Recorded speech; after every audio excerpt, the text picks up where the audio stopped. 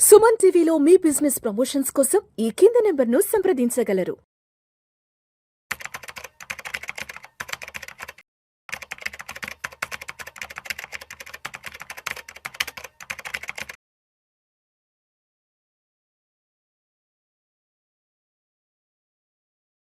Suman TV ప్రేక్షకులకు స్వాగతం. నేను doctor Anil Kumar Bachchu, certified financial ప్లానర్ని.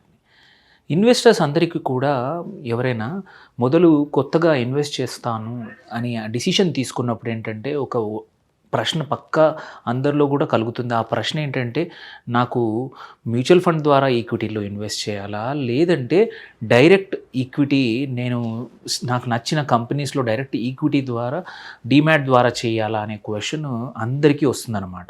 ఎందుకంటే ఇంతకుముందు కన్నా ఇప్పుడు access to information is very high. అందరూ అన్ని రకాల మీడియా ఫాలో అవుతున్నారు.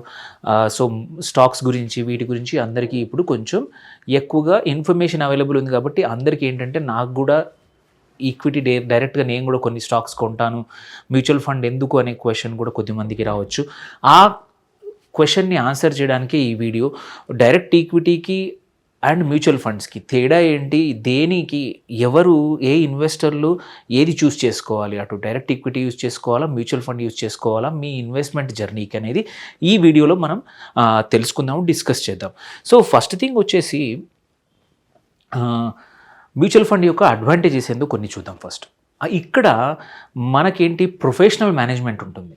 సో మీరు ప్రతిరోజు దాని మీద టైం స్పెండ్ చేయాల్సిన అవసరం లేదు, మీ ఇన్వెస్ట్మెంట్ గురించి స్పెండ్ చేయాల్సిన అవసరం లేదు, కొత్తగా నేర్చుకోవాల్సిన అవసరం లేదు, కోర్సెస్ చేయాల్సిన అవసరం లేదు. బికాజ్ ఒక ప్రొఫెషనల్ టీమ్, ఫండ్ మేనేజర్తో పాటు అనలిస్టులు, ఒక్కొక్క సెక్టార్ స్పెసిఫిక్ అనలిస్టులు కానీ or country specific, if it is international fund అయితే కంట్రీ స్పెసిఫిక్ అనలిస్ట్ కానీ వీళ్ళందరూ ఉంటారనమాట. వాళ్ళందరూ ఒక టీం కలిసి ఏ కంపెనీలో ఎప్పుడు ఎంత ఇన్వెస్ట్ చేయాలి, ఓన్లీ ఏ కంపెనీలో పెట్టడమే కాదు, ఎప్పుడు ఇన్వెస్ట్ చేయడం కూడా ఇంపార్టెంట్, ఎంత అమౌంట్ ఇన్వెస్ట్ చేయడం అంటే సైజింగ్ కూడా ఇంపార్టెంట్ అనమాట.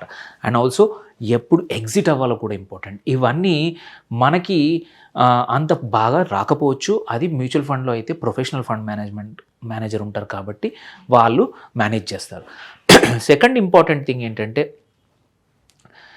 డైవర్సిఫికేషన్. మనం జనరల్గా ఏంటంటే మనకున్న క్యాపిటల్, మనకున్న ఒక 2 లక్షలు 3 లక్షలు 5 లక్షలతోటి ప్రాపర్గా డైవర్సిఫై చేయలేము. మనము most of the time concentrate చేస్తాం. అంటే 1-2 స్టాక్స్లో పెట్టేసేసి, అది కూడా సేమ్ సెక్టరో లేకపోతే క్లోజ్డ్ సెక్టర్లో పెట్టేసేసి, ఆర్ ఎటువంటి కోరిలేషన్, మంచి స్ట్రాంగ్ కోరిలేషన్ ఉన్న వాటిలో పెట్టడం వల్ల అది పడిపోతే ఇది కూడా పడిపోతుంది. అట్లాంటి కాన్సన్ట్రేషన్ రిస్క్లు, కోరిలేషన్ కానీ ఇవన్నీ చేసి మనం ప్రాపర్గా డివర్సిఫై చేయం. కాబట్టి మనకు ఎప్పుడు మన ఓన్ పోర్ట్ఫోలియో సొంతంగా డైరెక్ట్ ఈక్విటీ ద్వారా చేస్తే రిస్క్ ఉంటుంది. ఎప్పుడైనా ఆ సెక్టర్ కానీ ఆ కొన్న స్టాక్స్ కానీ అండర్ పర్ఫామ్ చేయొచ్చు. వేరాజ్ మ్యూచువల్ ఫండ్లో క్యాపిటల్ కూడా పెద్దగా ఉంటుంది అండ్ వాళ్ళు ప్రాపర్గా డైవర్సిఫై చేస్తారు based on the category of mutual fund. అట్లాగే ఇందులో చూస్తే మీకు క్యాపిటల్ పెద్దగా అవసరం లేదు. Entry barrier is very low. మీరు 500 రూపాయల నుంచి కూడా ఇప్పుడు ఇవాళ ఎస్ఐపి చేయొచ్చు. సో సింపుల్ ఇన్వెస్ట్మెంట్తో కూడా మ్యూచువల్ ఫండ్లో ఎంటర్ అవ్వచ్చు. మీకు ఇంతే క్యాపిటల్ కావాలి అని ఎటువంటి రిస్ట్రిక్షన్స్ మ్యూచువల్ ఫండ్లో లేవు. అండ్ ఎవరైనా చేయొచ్చు. మీరు సొంతంగా చేయొచ్చు, జాయింట్ అకౌంట్ ద్వారా చేయొచ్చు, కంపెనీ పేరు మీద చేయొచ్చు, ప్రొప్రైటర్ ఫర్మ్ కానీ పార్ట్నర్షిప్ ఫర్మ్ అన్ని ద్వారా కూడా మీరు ఈజీగా ఇన్వెస్ట్మెంట్ మ్యూచువల్ ఫండ్ ద్వారా చేయొచ్చు. అండ్ ట్యాక్స్ అడ్వాంటేజెసే కానీ అండ్ ట్యాక్స్ ఎఫిషియన్సీ, అక్కడ మ్యూచువల్ ఫండ్ ద్వారా ఒక company mutual fund company stocks కొని అమ్మితే ఇమ్మీడియట్గా ఎటువంటి ట్యాక్స్ అనేది ఆ ఫండ్కి పడదు. అదే నువ్వు డైరెక్ట్గా సొంతంగా కొన్నావు అనుకోండి, అది ఆ ఈక్విటీలో లాభం వస్తే అది షార్ట్ టర్మ్ లాభం అయితే short term capital gain, long term అయితే long term capital gain. But mutual ఫండ్కి ఫండ్ లెవెల్లో కూడా ఏం పడదు. ఓన్లీ మనం విత్డ్రా చేసినప్పుడు మాత్రం అది లాంగ్ టర్మ్ క్యాపిటల్ గెయినా షార్ట్ టర్మ్ క్యాపిటల్ గెయిన్ అని ఒక్కసారి మాత్రమే ట్యాక్స్ ఇన్సూరెన్స్ వస్తుంది. వేరే సొంతంగా మనము డైరెక్ట్గా మనమే డీమ్యాట్ ఓపెన్ చేసి స్టాక్స్ కొన్నామంటే ప్రతి ట్రాన్సాక్షన్కి ట్యాక్స్ ఇంప్లికేషన్స్ అనేది కంపల్సరీ ఉంటాయి. అండ్ డిసడ్వాంటేజెస్ అనుకోండి, కొద్దిమంది ఎవరైతే డైరెక్ట్ ఈక్విటీని నమ్మే వాళ్ళు ఏంటంటే వాట్ దే పర్సీవ్, ఇందులో మ్యూచువల్ ఫండ్లో ఏవి నెగిటివ్స్ ఉన్నాయని చూస్తే management fees are expense ratio. Expense ratio ఉంటుంది, ఎందుకంటే ఇవన్నీ మిగిలిన ఇప్పుడు ఒక ఈక్విటీ కొనాలంటే ఏవైతే ట్రాన్సాక్షన్ టాక్స్ ఎస్టీటీ కానీ అదర్ కాస్ట్లు కానీ ఉన్నాయో అండ్ ఆల్సో ఆ ఫండ్ మేనేజ్మెంట్ కూడా సర్వైవ్ కావాలి, అవన్నింటి కోసం కావాల్సిన ఎక్స్పెన్స్ రేషియో కంపల్సరీ తీస్తారు. అది కూడా based on the category, based on the kind of fund, size of the fund. SIB అనేది ఆల్రెడీ డిటర్మైన్ చేసింది.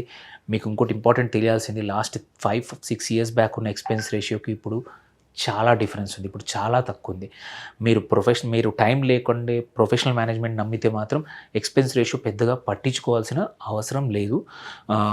దెన్ ఇంకోటి ఏంటంటే లిమిటెడ్ కంట్రోల్ పక్క. మీ చేతిలో ఎటువంటి కంట్రోల్ ఉండదు, ఫండ్ మేనేజరే డిసైడ్ చేస్తాడు ఎటువంటి స్టాక్స్ కొనాలో అమ్మాలో. అండ్ కొన్ని ఎగ్జిట్ కన్స్ట్రెంట్స్ అంటాం కానీ కొన్ని కేసుల్లో ఉంటాయి, అది కూడా 1% ఎగ్జిట్ లోడే ఉంటుంది. And most of the funds ఇప్పుడు అవి కూడా తీసేసాయి, ఎగ్జిట్ లోడ్స్ తక్కువ చేశాయి. సో ఇది కొద్ది మందికి మాత్రమే ఎగ్జిట్ లోడ్ అనిపించవచ్చు, but as a fund perform చేసిందంటే నీ అవసరానికి తగ్గట్టు తీసుకుంటే ఇబ్బంది ఏం లేదు, though it is very less. ఇంకొకటి ఏంటంటే పర్ఫార్మెన్స్ వేరియబిలిటీ ఉండొచ్చు based on the fund manager ఎలా పోర్ట్ఫోలియో బిల్డ్ చేస్తాడు. కొన్నిసార్లు వాళ్ళు ఇన్వెస్ట్ చేసిన సెక్టర్స్ కావచ్చు, తీసుకున్న బెట్స్ కావచ్చు, టైమింగ్ కావచ్చు, ఒక్కోసారి రాంగ్ రావచ్చు. ఇది దట్స్ వేర్ ఏంటంటే మనం ఫండ్స్ మార్కెట్లో ఆప్షన్స్ ఉన్నాయి, you can always compare, always చూడొచ్చు ఎవరు ఏం చేశారు, ఎలా చేస్తున్నారు, ఫండ్ పర్ఫార్మెన్స్ ఎలా ఉంది, ఈ ఫండ్ మేనేజర్ డిఫరెంట్ టైంలో ఎలా చేశారు అనేది మనకు తెలుస్తుంది. దెన్ లైక్ మ్యూచువల్ ఫండ్లో అడ్వాంటేజ్ అని చెప్పినట్టే డైరెక్ట్ ఈక్విటీ ద్వారా మనం ఇన్వెస్ట్ చేస్తే అడ్వాంటేజ్ డిసడ్వాంటేజెస్ చూసుకున్నాము. ఫస్ట్ అడ్వాంటేజ్ మాత్రం అక్కడ డిసడ్వాంటేజ్ ఇక్కడ అడ్వాంటేజ్, కంప్లీట్ కంట్రోల్ ఉంటుంది నీ ఇన్వెస్ట్మెంట్ మీద. నువ్వు ఎట్లాంటి పోర్ట్ఫోలియో బిల్డ్ చేసుకుందాం అనుకుంటున్నావు, ఎలాంటి స్టాక్స్లో ఇన్వెస్ట్ చేసుకుందాం అనుకుంటున్నావు, నీ చేతిలో ఉంది. నీ రిటర్న్ పొటెన్షియల్ కూడా హయ్యర్ ఉండొచ్చు, ఎందుకంటే it all depends on me hands. మీరు ఎట్లాంటి స్టాక్స్, టైమింగ్ అంతా మీ చేతిలో ఉంది. అక్కడ ఏంటంటే mutual fund much bigger portfolio ఉంటుంది కాబట్టి డైవర్సిఫై చేస్తారు. అక్కడ రిటర్న్స్ షేర్ చేయడం కన్నా కన్సిస్టెన్సీ టార్గెట్ ఎక్కువ ఉంటుంది. అది కూడా ఏంటంటే 14-15% వర్స్ట్ కేస్ వస్తూ 16-17 అంటే ఇన్ఫ్లేషన్ ప్లస్ ఎఫ్డీని బీట్ చేయడానికి మ్యూచువల్ ఫండ్ మేనేజర్లు ట్రై చేస్తారు. వేరాజ్ ఇక్కడ మీకు అది మీ చేతిలో ఉంది, హయ్యర్ రిటర్న్స్ అనేది మీ చేతిలో ఉంది, ఎంతైనా చేయొచ్చు. ఫీజ్ ఇక్కడ కూడా ఉంటుంది, దిస్ ఈజ్ మినిమల్ ఫీజ్ అనుకుంటాము కానీ ఎవ్రీ ట్రాన్సాక్షన్కి ఫీజు పడుతుంది. If you look at over a period of time mutual fund cheaper అనిపించవచ్చు డైరెక్ట్ ఈక్విటీ కన్నా, ఎందుకంటే బ్రోకరేజ్ ఉంటుంది, ఎస్టీటీ ఉంటుంది, అండ్ కొన్నప్పుడు అమ్మినప్పుడు ఇవన్నీ చూసుకుంటే తీరా మోరార్లెస్ అదే బెటర్ అనిపిస్తుంది. ఒక్కటి అడ్వాంటేజ్ ఏంటంటే ఇన్స్టంట్ లిక్విడిటీ మీ చేతిలో ఉంది, ఎప్పుడంటే అప్పుడు అమ్మేసుకుంటే నెక్స్ట్ డే మీ డబ్బులు మీ బ్యాంక్ అకౌంట్లోకి తీసుకోవచ్చు. సో ఇవన్నీ అడ్వాంటేజెస్. మేజర్ డిసడ్వాంటేజెస్ మాత్రం కాన్సన్ట్రేషన్ రిస్క్, అక్కడ కూడా చెప్పాను. మీరు సొంతంగా చేసినప్పుడు ఏంటంటే కొన్ని స్టాక్స్లోనే కొన్ని సెక్టార్స్లోనే పెట్టే అవకాశాలు ఎక్కువగా ఉన్నాయి. డైవర్సిఫికేషన్ మనం చేయడం కష్టము చిన్న క్యాపిటల్ ఉంటే. అండ్ ఇంపార్టెంట్ రీసెర్చ్, మీరు టైం ఇవ్వాల్సి వస్తుంది, రీసెర్చ్ ఇంటెన్సివ్ ఉంటుంది. మీరు స్టాక్స్ గురించి సొంతంగా మీ పోర్ట్ఫోలియో స్టాక్స్ గురించి అనలైజ్ చేస్తూ ఉండాలి, పొటెన్షియల్ స్టాక్స్ గురించి రీసెర్చ్ చేస్తూ ఉండాలి. దెన్ మేజర్ ఇష్యూ ఏమవుతుందంటే ఎమోషనల్గా రాంగ్ డిసిషన్స్ తీసుకుంటూ ఉంటాము, లాట్ ఆఫ్ ఎర్రర్స్ చేస్తూ ఉంటాము, లాట్ ఆఫ్ బయాసెస్ ఉంటాయి. ఇవే మేజర్గా మనని పుల్ డౌన్ చేస్తాయి. దో మనకు రీసెర్చ్ ఉంది, టైం ఉంది, అన్నీ చేసాము, బట్ కొన్నిసార్లు లాస్ అవర్షన్ ఉంటుంది, కొన్నిసార్లు అందరితో పాటు మనం వెళ్ళడానికి ట్రై చేస్తాము, కొన్నిసార్లు కొన్ని చోట్ల ఎమోషనల్గా ఒక ఇన్వెస్ట్మెంట్ పట్టుకొని కూర్చుంటాము, పోయిన చోట్లే డబ్బులు రావాలని చూస్తాము. సో మెనీ థింగ్స్ ఇవన్నీ ఎమోషనల్గా ఇదే మేజర్ పిట్ఫాల్. అందరికి కూడా ఇన్వెస్ట్మెంట్లో డబ్బులు పడగొట్టుకోవడానికి ఇదే మేజర్ రీజన్ అనమాట. ట్యాక్స్ ఇంప్లికేషన్స్ చూసుకుంటే కూడా ఇక్కడ మీరే సొంతంగా ఎవ్రీ ఇయర్ కంప్యూటేషన్ చేసుకోవాలి. షార్ట్ టర్మ్ క్యాపిటల్ గెయిన్స్ 15% దగ్గర, లాంగ్ టర్మ్ క్యాపిటల్ గెయిన్స్ 12.5 దగ్గర సంవత్సరానికి మనము క్యాల్కులేట్ చేసుకొని మన సీఏకి ఇవ్వాల్సి వస్తుంది. సో ఇక్కడ అడిషనల్ స్టెప్ ట్యాక్స్ ఇంప్లికేషన్స్ కూడా మనమే చేయాలి. సో ఇంపార్టెంట్ ఏంటంటే ఏది బెటర్ అనేది క్వశ్చన్ ఫైనల్గా చూసుకుంటే ఎవరికి అంటే ఫస్ట్ మనము రిస్క్ కేపబిలిటీ మనకి ఎంతగా ఉంది, మనకు టైం ఎంతగా ఉంది, అంటే ఇన్వెస్ట్ చేయడానికి రీసెర్చ్ చేయడానికి మనకు టైం అవైలబుల్ ఉందనుకోండి, డైరెక్ట్ ఈక్విటీస్ ఓకే. బట్ మనం బిజీగా ఉన్నాము, మన లైఫ్లో ఇంపార్టెంట్ పాయింట్లో ఉన్నాం, కెరియర్లో ఏదైతే మనం చేస్తున్న జాబ్ కానీ బిజినెస్లో కానీ కీ పాయింట్లో ఉన్నాం, టైం ఎక్కువ లేనప్పుడు ఇన్వెస్ట్మెంట్స్ కన్నా కూడా, అంటే ఇన్వెస్ట్మెంట్ ద్వారా వచ్చే రిటర్న్ కన్నా కూడా మీ ప్రొఫెషనల్గా చేస్తున్న పనిలో ఎక్కువ డబ్బులు సంపాదిస్తే మాత్రం డైరెక్ట్ ఈక్విటీ పక్కన పెట్టండి. ప్రొఫెషనల్గా మేనేజ్మెంట్ ఉన్న మ్యూచువల్ ఫండ్లు కానీ ఇంకా ఎటువంటి ఇన్వెస్ట్మెంట్ వైపైన వెళ్ళండి. ఎందుకంటే one important thing, returns are good, important. ఇది హయ్యర్ రిటర్న్స్ చేజ్ చేయడం ఈజ్ గుడ్, బట్ నీ క్యాపిటల్ సఫిషియెంట్గా లేకపోతే అయ్యే రిటర్న్స్ కన్నా కూడా సొంతంగా సంపాదించి క్యాపిటల్ సైజ్ పెంచుకోవడం, అంటే మనం ఇన్వెస్ట్ చేస్తున్న సైజ్ పెంచుకోవాలి. ఎగ్జాంపుల్ చెప్తాను, నా దగ్గర 5 లక్షలు ఉన్నాయి, నేను చాలా కష్టపడ్డాను, ఫుల్ రీసెర్చ్ చేశాను, అంతా చేశాను, ఈ సంవత్సరం 200% సంపాదించాను రిటర్న్స్. అప్పుడు ఏమవుతుంది, నా 5 లక్షలు 15 లక్షలు అయింది. ఇంకొకరు ఉన్నారు, తన కార్పస్ పెద్దది బట్ ఇంత టైం చేయలేదు, తన ప్రొఫెషనల్ తను చేస్తున్నారు, తన దగ్గర సేమ్ ఒక 2 కోట్లు ఉన్నాయి. ఓకే, అక్కడ తనకు ప్యాసివ్గా ఇచ్చారు, 16-17% ఇచ్చింది. అక్కడ ఏమైంది, 32 లక్షలు 33 లక్షలు అయింది సంవత్సరంలో గ్రోత్. ఓన్లీ రీజన్ డిఫరెన్స్ చూసుకోండి, ఇక్కడ 10 లక్షలు పెరిగింది, అక్కడ 30 లక్షలు పెరిగింది. రీజన్ ఏంటంటే కార్పస్ సైజ్. నీ కార్పస్ సైజ్ పెంచుకుంటే నువ్వు రిటర్న్స్ కన్నా కూడా నీ టైంని ఇంకా కార్పస్ పెంచుకోవడానికి చేయొచ్చు అనమాట. సో డైరెక్ట్ ఈక్విటీలోకి వచ్చే వాళ్ళకి నేను అందరికి సజెషన్ ఏంటంటే కార్పస్ సైజ్ పెంచుకోండి, సో దట్ మార్కెట్లోనూ కరెక్ట్గా డిసిషన్స్ తీసుకోవడానికి, రిటర్న్స్ వచ్చిన నీ అమౌంట్ ఆఫ్ టైం మీరు రీసెర్చ్ చేయడానికి ఆర్ మీరు కొనడానికి అమ్మడానికి పెడుతున్న టైం వాల్యుబుల్ ఉందా లేదా చూసుకోండి. అదే టైంని మీ వర్క్ ప్లేస్లో పెడితే మీరు బాగా ఎర్న్ చేస్తున్నారనుకోండి, better don't get into this. మీ సొంతంగా కాకుండా మ్యూచువల్ ఫండ్ ద్వారా ఇన్వెస్ట్ చేయండి. అట్లాగే ఈ ఇన్వెస్ట్మెంట్ హొరైజన్ చూసుకోండి, లాంగ్ టర్మ్ కనుకోండి, సొంతంగా కన్నా కూడా ఒక మంచి మ్యూచువల్ ఫండ్లో కానీ మంచి ఫండ్లో పెట్టుకోవచ్చు. సో రిటర్న్స్ కూడా చూసుకోండి, అండ్ డైవర్సిఫికేషన్ అవసరమా లేదా చూసుకోండి. ఇవన్నీ చూసుకున్నాకే అప్పుడు మాత్రమే డైరెక్ట్ ఈక్విటీలోకి రండి.